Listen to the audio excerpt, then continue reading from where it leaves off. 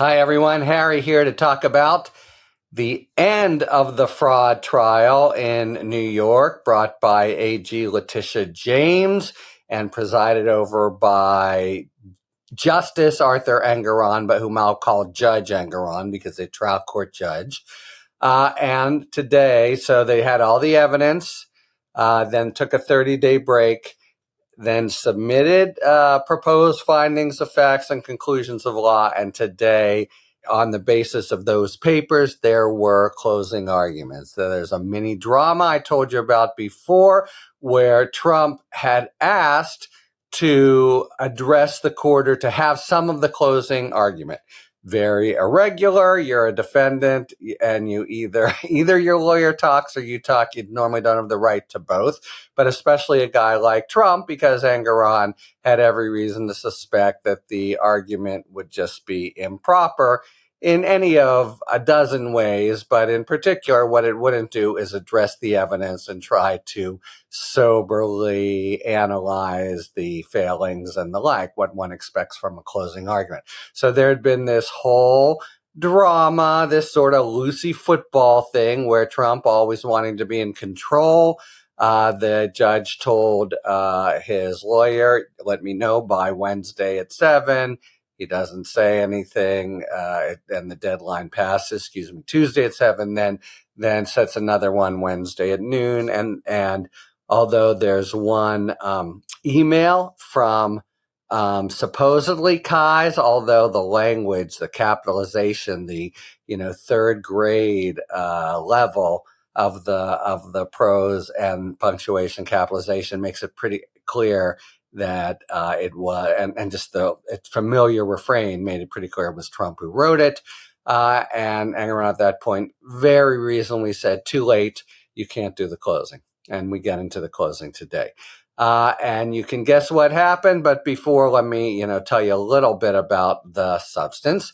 So there was back and forth, mainly professional, mainly sober. Trump's guys did say, they have nothing there, and made, the point that the banks got paid back. True that the banks got paid back, but that doesn't matter. It's not what's charged here under the fraud. The notion is, how much did he profit from lying about his financial standing?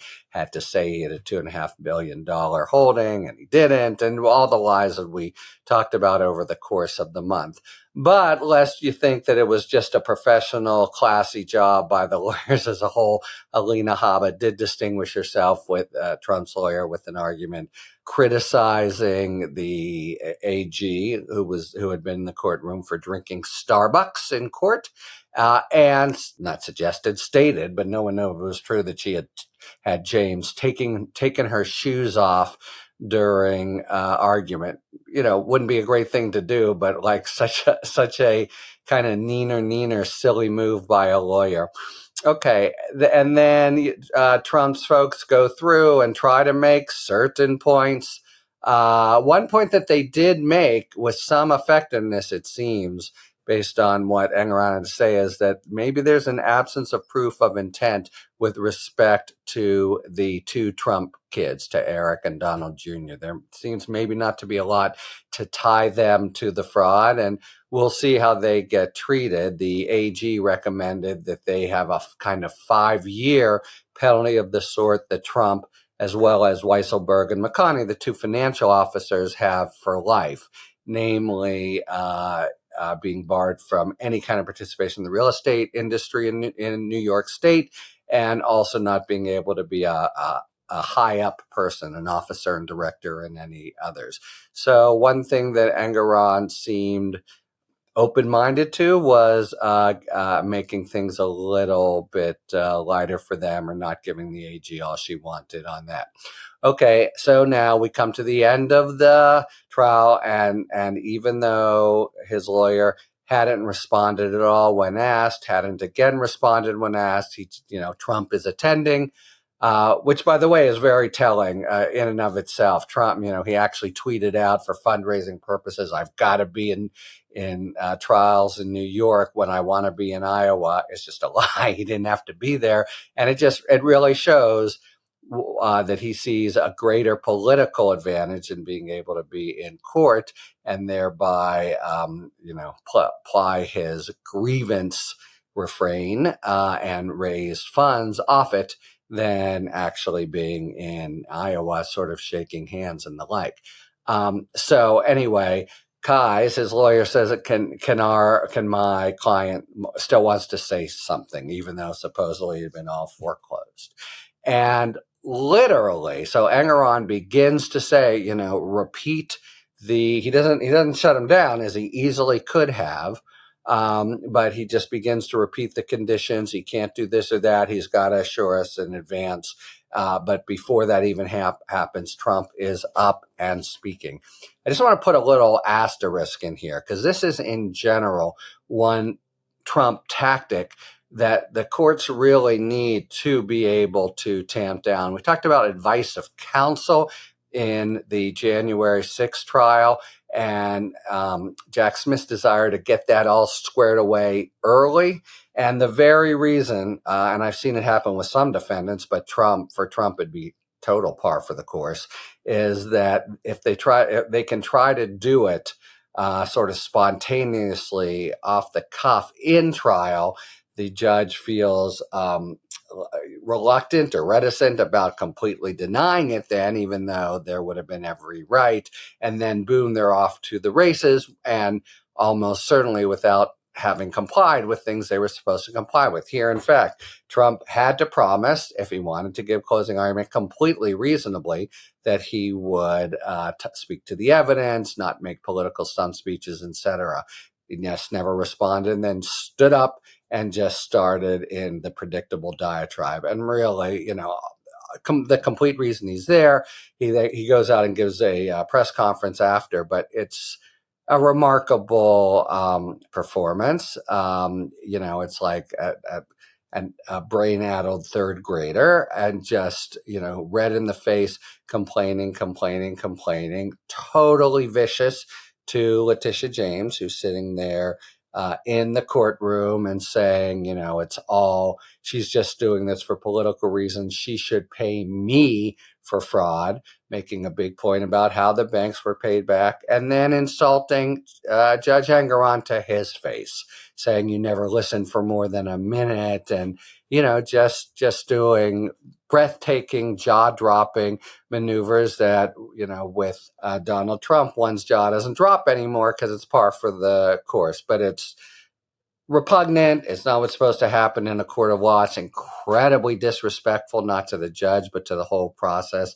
And it's just designed for headlines, which, of course, it garnered. So, Nikki Haley and Ron DeSantis are out in Iowa trying to, and starved for oxygen because it's all being taken up by Trump's diatribe, and then the press conference he had after, which all of the cable stations covered to greater or lesser degrees. So all around, more than irrelevant, just completely contemptuous, won't move the needle a bit. Engoron probably smart, right? He would have been completely within his rights at that point to say, look, we already settled this. Your client wouldn't agree. The time passed. That's it. Sit down, Mr. Trump. Let him go on because he's conscious. He's been on the bench a long time and sophisticated about how the claim could look on appeal. If he does shut him down, there would be ways for Trump to make a stink of it and try to distort what had happened and turn it into a due process problem, etc. So Engoron just sat there staring at him. The paper is reported stonily. But then he kept going and kept going and kept going. And Engoron at one point says, 1 more minute, keeps going. Then he says, that's it. And tells, which is the way to control a courtroom, tells the lawyer, please control your client. And guys more or less shut him up. And then the trial ended minutes later, and Trump went outside to the portico there and gave an immediate press conference. Okay, so I think Engoron, however, was smart not to to suffer through it, even if it subjected the country, forget him, but the country, to another headline that maybe avails to Trump's political advantage. Oh, by the way, Engoron really got a full force scale of Trump and MAGItes. He started the day. There was a bomb threat called in on his house, and that whole thing that's now happened to Jack Smith, Tanya Chutkin, just the calling card of the Trump faithful, just complete violation of the system, dishonesty, and the like. So he got it all. Now it's time. He said he will try to make a final decision. I'm sure it'll be a detailed written decision. He knows it'll be really subject to appellate scrutiny, and he says he'll try to do it by January 31st. So 3 weeks. I would actually look to him to come in somewhat between. He has every reason, and you can see psychologically every desire to totally hammer Trump. But the AG has sort of done some work for him. Remember, she starts this with asking for $250 million, but by the end, she's asking for $370 million.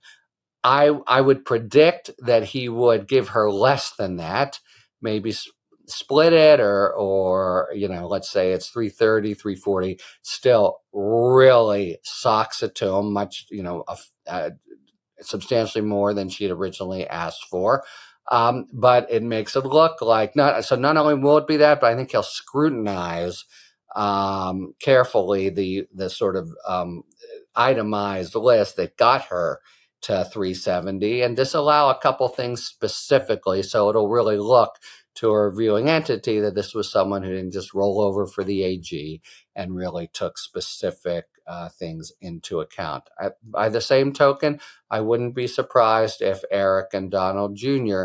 get off relatively easily, which, as far as we know, whether or not, he loves them and takes them to baseball games, he sees it as a reflection on him if the kids are penalized. So, in that sense, also go a little easier. Of course, it'll be a vigorous appeal. By the way, let me just say this about appeals generally. They take a long time, and we've seen instances where they're expedited, including, say, in the immunity case going on now, the Colorado Section 3 of the 14th Amendment case, but that's not how it normally works. So he'll get clobbered by the Engoron opinion, albeit not quite as rough as the AG has asked for. Then it'll go to appeal, the appellate division, the mid-level New York courts, and there's also the New York Court of Appeals, which is their name for their Supreme Court. And I'm just here to tell you that really punishing verdict will be at least a couple years till it's all the way through appeals. And, if he then wants to try to be obstreperous, or who knows where he'll be, what shape he'll be, etc. But there could be a whole nother round just trying to collect the money and the like when you have someone who's completely defiant, as that seems to be his MO for political reasons anyway. Of course, by then he'll either be president or, hopefully a increasingly obscure week by week former president and stain on the country. Okay, so end of the trial. Trump totally misbehaves. Engoron lets him, and we'll see his opinion coming in about 20 days or so. Talk to you later. Thanks for tuning in. If you enjoyed this video and other Talking Feds content, please take a second to like and subscribe. Talk to you later.